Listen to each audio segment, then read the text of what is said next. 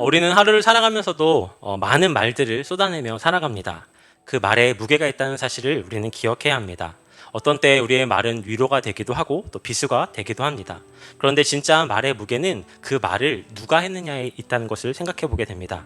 힘이 있고 영향력 있는 사람의 말은 사회를 뒤흔들게 되어지고 또 사랑하는 이의 말은 우리의 마음을 울리게 됩니다. 무엇보다도 하나님의 말씀은 우리의 생명을 살리는 능력이 있습니다. 오늘 우리가 함께 읽은 본문은 말에 대한 이야기입니다. 단순히 이방 선지자의 이야기가 아닙니다. 하나님께서는 하나님의 백성을 향하여 던지려는 저주의 말을 하나님께서 어떻게 막으시고 또 오히려 축복의 말씀으로 바꿔주시는지 보여주는 내용이 오늘 본문의 내용입니다.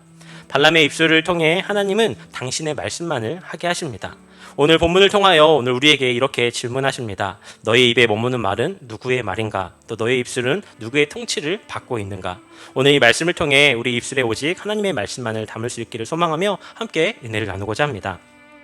이스라엘 백성들이 가나안의 입성을 앞두고 모압 평지에 도착하니 이 모압 왕 십볼의 아들이었던 발락이 두려움에 떨게 되었습니다. 이 발락이라는 이름의 뜻은 파괴자라는 뜻을 가지고 있습니다. 다른 사람들에게는 공포감을 주는 이름이었지만 본문에서 보듯이 이 발락은 파괴당할까봐 두려워 떨게 되었습니다. 발락이 이처럼 이스라엘 백성들을 향하여 두려움을 가졌던 이유는 크게 두 가지입니다. 첫 번째는 요단 동쪽의 시온과 옥을 상대로 한 전쟁 가운데 이스라엘이 승리한다는 사실을 알았기 때문입니다. 이스라엘이 얼마나 강한지를 알았기 때문에 이 발락은 두려워하는 마음을 가졌습니다. 또 두 번째로 이스라엘 백성들의 많은 숫자, 그들의 많은 인구 그 숫자를 보고 이 발락은 두려운 마음이 그 마음 가운데 가득했습니다. 무력적인 충돌로 전쟁을 해서는 이스라엘을 도저히 이길 수 없다고 생각했던 발락은 발람이라는 이 부돌의 점쟁이의 힘을 빌리기로 했습니다. 기독교 역사를 보면 이 발람을 어떻게 생각해야 하는지 매우 다양한 견해가 있습니다. 초대 교부였던 오리겐과 라틴어 성경을 번역한 제롬은 이 발람은 원래는 좋은 선지자였는데 타락했지만 어떻게 해서든지 좋은 일을 하려고 했던 선지자라고 이야기하고요. 어떤 성서학자들은 발람은 이방 종교의 선지자였는데 하나님이 강압적으로 그를 통하여서 하나님의 축복을 말씀하게 하셨다라고 이야기를 하기도 합니다. 또 어거스틴은 처음부터 발람은 악한 선지자라고 이야기를 하기도 합니다. 이처럼 발람에 대해서 다양한 해석들이 나오게 되어진 것은 민수기에서 이 발람에 대한 평가를 정확하게 내리지 않기 때문입니다. 오늘 본문을 보면 발람은 마치 하나님의 말씀 가운데 순종하는 여호와의 종처럼 선지자처럼 묘사되어져 있습니다. 하지만 우리가 22장에 살펴본 것처럼 발람은 나기도 보는 것을 보지 못하는 선지자였습니다. 또 성경은 한 번도 발람을 향하여 선지자라고 이야기하고 있지 않습니다. 발람이라는 이름의 뜻은 삼키는 자, 탐닉하는 자, 백성을 파멸시키는 자라는 뜻을 가지고 있습니다. 모압 왕 발락이 발람을 데리고 바알 산당에 올라가서 이스라엘 백성들이 진친 끝부분을 보여주었다고 41절 말씀 가운데 어제 살펴본 말씀 가운데 끝이 납니다. 고대 군동의 문화에서는 점쟁이들이 누구를 저주하려고 하면 그 사람들을 직접 보아야 했다고 합니다. 발람은 발락에게 제단 7개를 만들고 수송아지 7마리와 순양 7마리를 준비하라고 이야기합니다. 그런데 한 가지 여기서 특이한 점이 있는데 제단이 1개가 아니라 7개라는 것입니다. 성경에는 오늘 본문 외에 그 어디에도 7개의 제단을 사용하는 경우가 기록되어져 있지 않습니다. 발람이 7개의 제단을 동시에 사용한다는 점은 그가 여러 신들을 숭배하였다는 것이고 그 신들 중에 하나가 여호와 하나님이라는 사실을 우리에게 알려주는 것입니다. 발람은 여호와의 말씀을 받기 위해 잠시 다려올 곳이 있다라고 발락에게 이야기하고 득이 되든 해가 되든 여호와께서 주시는 말씀을 그대로 전하겠다라고 이야기합니다. 발락은 발람이 마법으로 신을 움직여서 이스라엘을 저주해지기를 원하는데 발람은 자신은 신의 신탁을 대언하는 사람일 뿐이지 신을 조종할 수 있는 사람이 아니다라고 이야기하는 것입니다. 그런데 하나님께서 그런 발람에게 나타나십니다. 발람이 하나님께 드리려고 7개 제단에 7마리 수송아지와 7마리 순양을 준비했노라고 이야기합니다. 하지만 하나님께서는 발람의 그런 재물에 아랑곳하지 않으시고 그의 입술 가운데 말씀을 넣어주십니다. 그리고 발락에게 그 주신 말씀만을 전하라고 명령하십니다. 아마도 발락의 마음에는 두 마음이 갈등했을 것입니다. 어떻게 해서든 이스라엘 백성들을 저주하는 선언을 해서 많은 재물을 챙기고 싶은 생각과 살기 위해서는 어떻게 해서든지 여호와의 말씀을 그대로 전해야 한다는 그 생각이 발람의 마음 가운데 가득했을 것입니다. 그리고 발람은 다시 발락에게 돌아왔을 때 모압의 모든 고관들이 모두 제단 곁에 서 있었습니다. 그리고 발람이 이스라엘 백성을 향하여서 하나님께서 주신 말씀을 이야기하는 것이 7절부터 10절까지 말씀 가운데 나오고 있습니다. 7절부터 10절까지 말씀 다시 한번 읽어보도록 하겠습니다. 7절부터 10절입니다. 발람이 예언을 전하여 말하되 발락이 나를 아람에서 모압 왕이 동쪽 산에서 데려다가 이르기를 와서 나를 위하여 야곱을 저주하라 와서 이스라엘을 꾸짖으라 하도다. 하나님이 저주하지 않으신 자를 내가 어찌 저주하며 여호와께서 꾸짖지 않으신 자를 내가 어찌 꾸짖으랴. 내가 바위 위에서 그들을 보며 작은 산에서 그들을 바라보니 이 백성은 홀로 살 것이라. 그를 여러 민족 중에 하나로 여기지 않으리로다. 야곱의 티끌을 누가 능히 세며 이스라엘의 4분의 1은 누가 능히 셀고 나는 의인의 죽음을 죽기 원하며 나의 종말이 그와 같기를 바라노라 하매. 아멘. 발람의 이 첫 번째 내용을 정리를 하면 발락이 이스라엘을 저주해달라고 발람을 먼 아람에서부터 시리아에서부터 데려왔다라고 이야기합니다.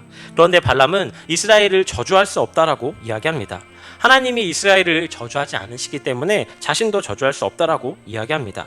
그리고 그들을 향하여 저주하라고 이야기했지만 오히려 발람은 이스라엘은 매우 특별한 백성이다라고 이야기합니다. 9절 말씀해 보면 이 백성은 홀로 살 것이라 그를 여러 민족 중 하나로 여기지 않으리라라고 이야기하고 있습니다. 또한 이스라엘은 복된 미래를 가진 큰 민족이다라고 이야기합니다. 발람은 이 거대한 민족의 수를 누가 헤아릴 수 있을까라고 반문하며 이야기합니다. 이스라엘의 번성과 복된 모습을 의식한 발람이 자기도 이스라엘 사람처럼 그렇게 되어서 죽기를 원한다는 말로 첫 번째 예언을 마치고 있습니다. 발람의 예언을 듣고 있었던 발락이 화를 냅니다. 이스라엘을 저주해달라고 이야기를 했는데 왜 축복하느냐는 것입니다. 11절에 발락이 발람에게 이르되 그대가 어찌 내게 이같이 행하느냐 나의 원수를 저주하라고 그대를 데려왔거늘 그대가 오히려 축복하였도다라고 이야기를 합니다. 그러자 발람이 대답합니다. 우리 12절 말씀 함께 읽도록 하겠습니다. 12절입니다. 발람이 대답하여 이르되 여호와께서 내 입에 주신 말씀을 내가 어찌 말하지 아니할 수 있으리이까. 아멘. 공동번역은 이렇게 번역합니다. 발람이 발락에게 야훼께서 내 입에 담아주신 말씀 말고 무슨 말을 하란 말이요.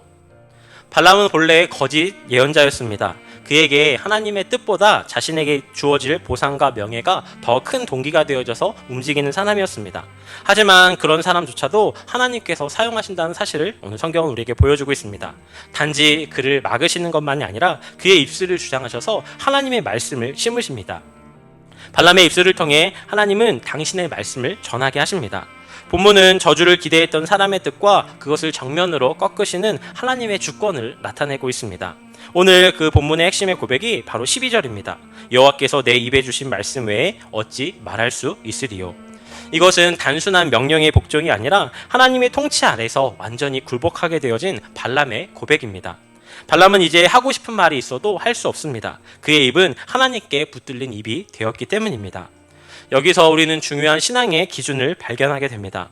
하나님의 사람은 자기의 입을 자신이 주장하지 않는다는 것입니다. 하나님의 말씀은 입술의 습관이 아니라 마음의 주권에 달린 문제이기 때문입니다. 하나님께서는 그래서 우리가 단지 말조심하는 정도를 원하지 않으십니다. 하나님은 입의 통제가 아니라 우리의 마음의 통제를 원하십니다.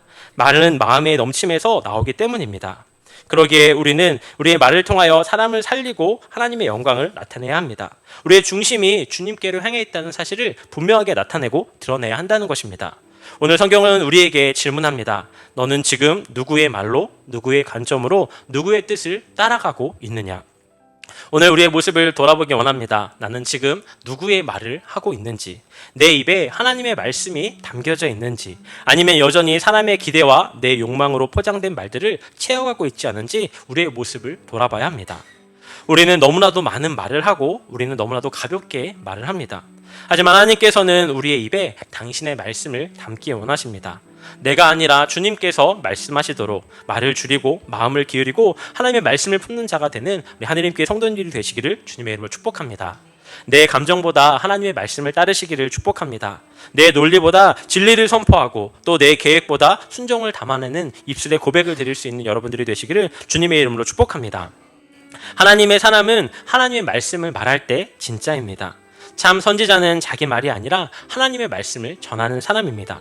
참 그리스도인은 자기의 뜻이 아니라 하나님의 뜻만을 따르는 사람입니다. 오늘 발람이 달라졌던 이유는 그의 입 가운데 하나님께서 그 말씀을 담아주셨기 때문입니다. 자기의 뜻을 꺾고 하나님의 뜻을 전하겠다는 결단을 했기 때문입니다. 오늘도 이 새벽 우리도 그렇게 고백했으면 좋겠습니다. 주님, 제 입술 가운데 주님의 말씀을 담아 주시옵소서. 사람을 기쁘게 하려는 말이 아니라 하나님을 두려워하는 고백을 할 수 있는 우리가 되게 해달라고 기도하는 새벽이 되기를 축복합니다. 우리 입술에 나오는 말이 이 세상을 밝히는 진리가 되어지고 하나님의 영광을 나타내는 모습이 되길 원합니다. 오늘 우리의 삶의 자리 가운데 우리가 하는 말이, 또 우리의 글이, 또 우리의 삶이 하나님의 말씀 가운데 다스려져서 주의 영광을 나타낼 수 있는 우리 하늘의 힘께 모든 성도님들이 되시기를 주님의 이름으로 축복합니다.